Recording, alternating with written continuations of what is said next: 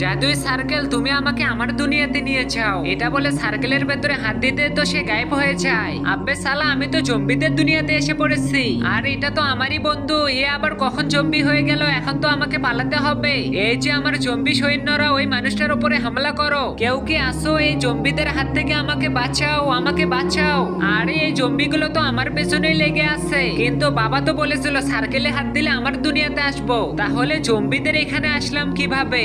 আব্বে, ওই মানুষটার গন্ধ তো এখান থেকে আসতেছে, তাহলে দেখতে পাচ্ছি না কেন?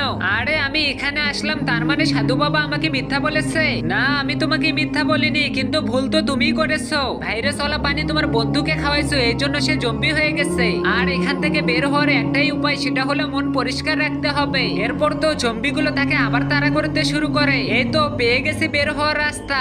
আর আগে দেখবো কে কে শয়তানকে হারিয়ে আল্লাহকে ভালোবাসে। যারা যারা আল্লাহকে ভালোবাসে তারা ভিডিওতে লাইক দিয়ে চ্যানেলটিকে সাবস্ক্রাইব